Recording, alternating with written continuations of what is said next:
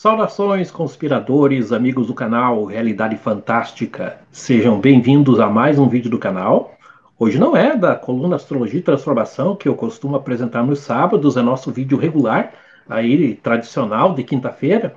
Porém, decidimos também prestar uma homenagem a um personagem importante da nossa cultura, do jornalismo, enfim, das artes, né, no Brasil, que é, né, o Jô Soares, que nos deixou agora no dia 5 de agosto passado. Então agora esse vídeo indo ao ar não vai ter feito nenhuma semana desde o falecimento do Jô, mas nós gostaríamos de apresentar aqui uma análise do mapa astrológico do Jô Soares, como uma forma de homenagem, e principalmente que é o intuito nosso do canal de usar essas análises astrológicas de uma forma didática, para que você também conheça mais sobre a astrologia, o potencial que a astrologia tem de descrever a personalidade das pessoas e ajudá-las também a lidar com suas questões.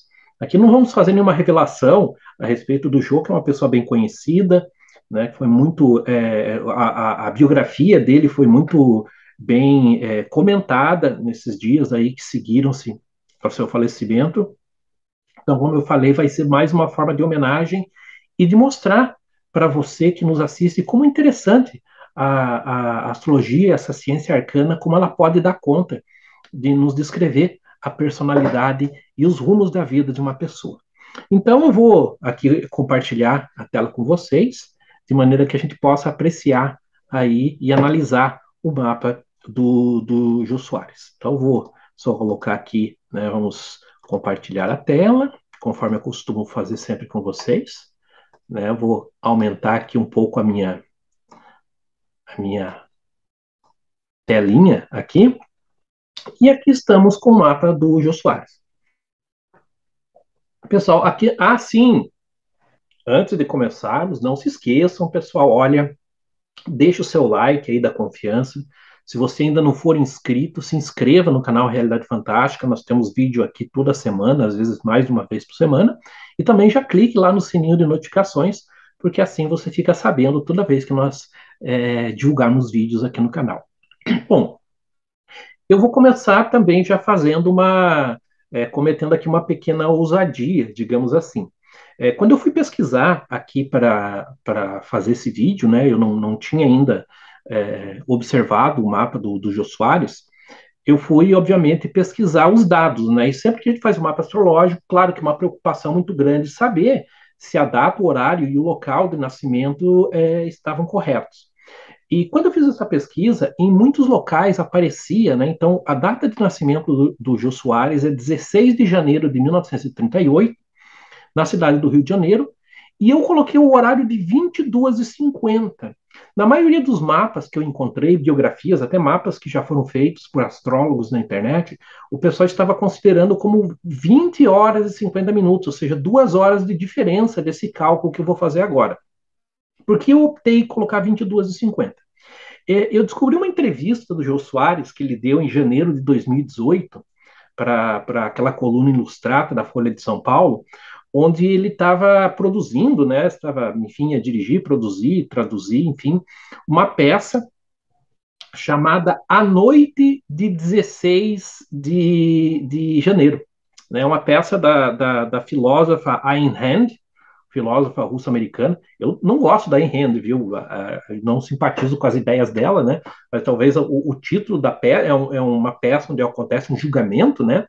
Sabe que o Joe gostava dessas coisas, e ele estava produzindo, porque justamente o nome da peça é a data de nascimento dele. Ele nasceu no dia 16 de janeiro, e o nome da peça é A Noite de 16 de janeiro. E nessa entrevista, ele disse que ele nasceu à noite, às 22, segundo palavras do Jô Soares, às 22h50, e não 20h50. E ele diz que ele sabia disso porque, à época, a mãe dele fazia o que chamavam de livro do bebê, que era uma coisa comum na época. Então, supondo que eu tivesse a honra de fazer o mapa do Jô Soares para o Jô Soares, ele possivelmente me pediria para calcular para as 22h50, e é isso que nós estamos fazendo agora. Pois bem, pessoal. Bom, antes de, claro, de querer revelar alguma coisa do Jô Soares, e já tanto já foi falado, mas eu acho que o mapa dele é muito didático, gente, para mostrar o que é uma pessoa carismática, criativa, que tem um contato com o outro de uma forma diferente, que tem a capacidade de se comunicar com quem é diferente dele e que gosta de conversar, né? Que foi uma característica que marcou o Jô Soares, né? Mas vamos aqui mergulhar um pouco nos eventos. Como vocês sabem, o mapa astrológico ele é um diagrama que mostra a posição do céu no momento do nascimento da pessoa.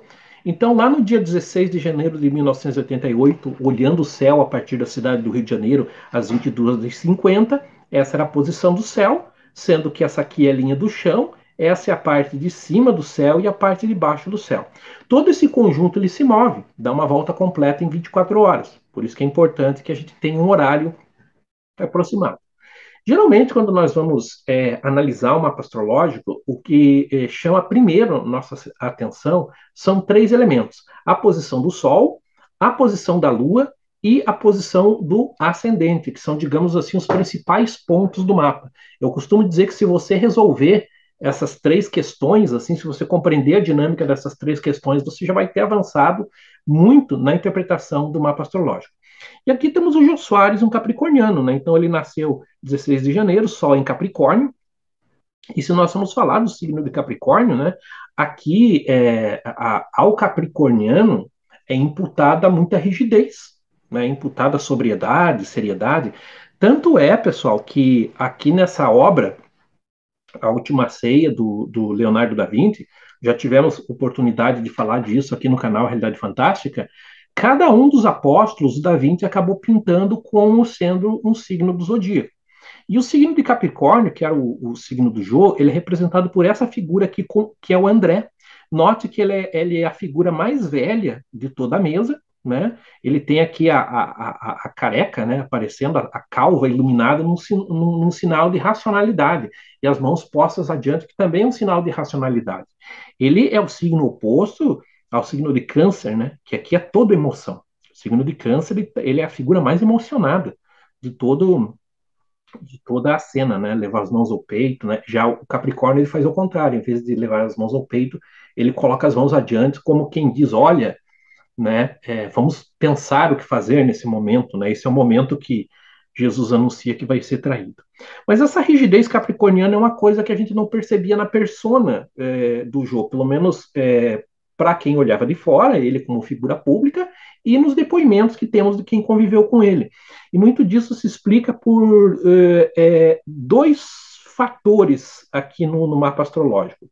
Primeiramente, três fatores eu diria em relação ao Sol. Primeiramente, nós temos a seguinte situação: o Jô tinha muito próximo aqui do seu Sol o planeta Vênus, né? 21 graus, 26 é uma conjunção. E quem tem Vênus é agradar o outro, Vênus é a amabilidade, a beleza, né? Quem tem Vênus perto do Sol geralmente é uma pessoa agradável. É aquela pessoa com quem você senta, conversa, se deleita com a presença dela. Então o Jô tinha essa característica, essa conjunção do Sol com Vênus, e esses dois astros, eles estão na quarta casa astrológica. É interessante que essa quarta casa astrológica é uma casa da intimidade. É uma casa que primeiro fala sobre a residência da pessoa, a casa fisicamente falando. Mas quem tem Sol na casa 4 tem uma capacidade de trazer o outro para o seu campo de intimidade. Então, é alguém que quando você está com a pessoa, você se sente um íntimo. Né? Você se sente que está participando, que você está sobre o mesmo teto que ela. É uma sensação que você consegue notar de uma forma interessante. Então, essa combinação aqui torna a pessoa amável. Né? Torna a pessoa amável. Outra coisa interessante, e que a gente pode ver também, ainda falando em relação ao Sol e o Vênus do Jô Soares, é a questão artística. Por quê? Nós vemos que tanto o Sol como o Vênus, né, que estão próximos, dando aquela likability para a pessoa, eles estão formando um trígono com Netuno. E Netuno está ligado às artes, principalmente às artes cênicas, né, à imagem. Então, um trígono de Netuno com o Sol junto com Vênus, torna a imagem da pessoa extremamente agradável. Então é uma receita, quem tem essa posição no mapa astrológico, é uma pessoa que certamente aparece bem. Aparece bem na TV, né? Hoje em dia, com todos esses recursos de mídia social, também aparece. Quer dizer, a imagem é uma ferramenta muito importante na expressão do indivíduo. Isso é uma coisa bem interessante e que descreve muito bem, né, essa questão do jogo. E ainda vemos que ainda esse Sol e esse Mercúrio, eles formam um sextil, que é um aspecto muito relacionado a talento, né, com Marte e Saturno. Bom, Marte representa a nossa força, a nossa coragem. Marte é a espada que nós temos para lutar no dia a dia. Então, tendo um sextil de Marte aqui com o Sol, nós temos vigor, nós temos uma pessoa que consegue trabalhar de forma vigorosa, ainda mais considerando que o Marte do Ju está na casa 6, que é a casa do trabalho, ou seja, uma pessoa que trabalha fortemente, são pessoas que trabalham e produzem muito. Se você que nos vê uma pessoa com o Sol na casa 6, tenha certeza que você, de preguiçosa, nunca ninguém vai te chamar. Porque pessoas que têm Sol na casa 6 trabalham, né? E aqui esse sol, e como é o trabalho dele? Ligar na imagem, né? Um sol, um Marte em peixes, né? Um Marte sonhador, um Marte que tem ideais, uma ação idealista, uma ação sonhadora, uma ação ligada à questão da imagem também. Então, isso é bastante interessante. E também temos, da mesma maneira, o Saturno, né? Aqui na casa 6. Saturno na casa 6 reforça essa questão, porque Saturno é o esforço, é a capacidade que a pessoa tem em se empenhar em fazer alguma coisa a longo prazo, a se dedicar com esforço, com sacrifício. E aqui, novamente, temos um Saturno na casa 6, ou seja, aqui é a receita de alguém que trabalha brutalmente, né? Alguém que tem necessidade de trabalhar, de estar ativo, de ter uma rotina produtiva. Talvez eu lembro de uma entrevista, né, do Jô Soares que ele deu para a própria Rede Globo, num arquivo, que ele dizia: olha, eu não tenho medo da morte, eu tenho medo de ficar improdutivo. É perfeitamente o que descreve essa configuração do mapa. Quem tem essa configuração no mapa tem medo de ficar improdutivo. E é muito improvável que fique, né? A gente sabe que o Jô trabalhou fazendo suas coisas, saiu lá se não me engano, foi em 2016 que ele parou com o programa do Jô, mas ele seguiu trabalhando, e isso aqui é a configuração de alguém que trabalha muito, né? Trabalha muito. Bom, indo para um segundo ponto, aqui no mapa, bastante importante, a posição da Lua. A Lua é nosso eixo emocional, né? O que nos alimenta emocionalmente? E, não surpreendentemente, aqui nós temos uma lua em leão. Uma lua espetacular, no sentido de que a pessoa. O que alimenta uma pessoa com lua em leão? Vamos lá aqui tentar olhar no mapa. No mapa, não, né? Na obra do Da Vinci. Ele pinta o signo de leão como essa figura aqui, que é a mais, que reage da forma mais teatralizada de todo o mapa. É o momento, como eu falei, que Jesus anuncia vai ser traído, o signo abre os braços numa ação muito teatral, muito, né? Ele está aparecendo aqui mais do que Jesus Cristo, um salto à frente. Então, uma pessoa que tem lua em leão, ela precisa receber atenção. Ela precisa, para que ela fique bem, são pessoas generosas, né? Geralmente, né? As pessoas que eu conheço, pelo menos pessoalmente, né? Eu faço uma astrologia muito empírica, né? Eu gosto de ver isso nas pessoas. Então, as pessoas que eu conheço que têm lua em leão são pessoas generosas, mas que precisam de atenção, precisam de palco. É uma necessidade emocional. A lua do Jô está na casa 11, que é uma casa de relações públicas. A casa 11 é a casa dos amigos. A casa 11 é a casa das instituições, das grandes organizações, do público em geral. Né? Esse tipo de lua que empurra, digamos assim, toda essa necessidade de palco, esse carisma e essa generosidade e esse espetáculo próprio da lua em leão para uma casa de relacionamento coletivo. Muito interessante também. E o ascendente levando em conta, pessoal, digamos, essa ousadia que eu fiz aqui de tomar esse horário de 22h50, nós temos um ascendente em Libra que me parece que combina com o Jô. Pessoas de ascendente em Libra, sobretudo homens, gostam de se vestir bem, né? Mulheres também. Então você nunca vai ver uma pessoa, ainda mais uma pessoa com lua em leão, né? Lua em leão você pode ver que você nunca vai. A pessoa tem medo do ridículo, né? Você não vai pegar a pessoa descomposta, mal vestida, sem cuidado com a aparência, né? Porque existe uma dignidade, elegância, né? E essa elegância é reforçada com ascendente em Libra. Bem interessante aqui. Analisando outros pontos do mapa, indo por casa astrológica, a primeira casa astrológica tem a ver com o corpo da pessoa. A segunda casa astrológica é muito interessante no caso do Jô Soares também, porque se nós considerarmos essa casa 2, se vocês forem procurar pela internet ou em alguns livros, vai se falar muito em dinheiro, que é a casa do dinheiro. Também é. Boas posições na casa 2 geralmente sugerem que a pessoa é bem sucedida em termos financeiros. Porém, a casa 2 ela fala mais do que isso. Ela fala sobre os recursos que a pessoa tem, não só recursos financeiros. O que é uma pessoa de recursos? Inteligência, criatividade, atitude. Ora, ali nós temos uma pessoa plena de recursos. Quantos personagens, quantos livros, quantas, enfim, a capacidade da pessoa produzir, de ter em si mesma os recursos, né? Um canivete suíço, né? O Jô que estudou na Suíça, mas ele era um canivete suíço de personagens, de recursos, né? Quando ele fez aquele Vivo Gordo, né? Eu que sou dessa geração dos anos 80, né?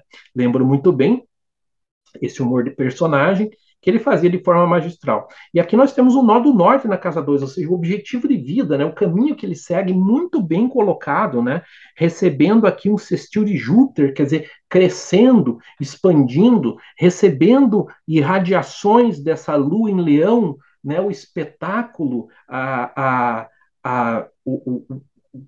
o sentimento colocado e recebendo também esse trígono de Plutão, poder, poder, né? A pessoa, além do que, tem o poder de encantar. Plutão é meio hipnótico. Casa 3 aqui, uma casa em Sagitário, com Sagitário regendo a casa 3 a mente concreta, que busca coisas fortes. O Mercúrio, é interessante o seguinte, né? Mercúrio no mapa astrológico rege o funcionamento da nossa, descreve, né? Também rege o funcionamento da nossa mente concreta. Claro, estamos falando aqui de uma pessoa muito inteligente. Alguém, talvez apressadamente, poderia dizer: poxa, né? Mas esse Mercúrio parece que está mal, porque ele recebe uma inconjunção do nó do sul, né? Coisa kármica, e um peso, né? Uma insegurança que vem a partir de Saturno, aqui através de uma quadratura. Ora, tudo isso mostra, pessoal, que muitas vezes ângulos tensos no mapa, eles servem para nos colocar em movimento.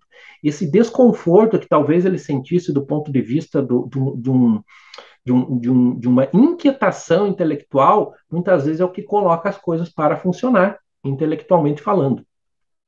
Falamos aqui da casa 4, né? A casa 5 é dos filhos, né? Nós sabemos que o Jô Soares teve um filho que faleceu com 50 anos, foi uma experiência dura que ele teve como pai. E essa casa 5, na verdade, ela não descreve apenas os filhos biológicos, descreve os outros filhos, que são a nossa criatividade.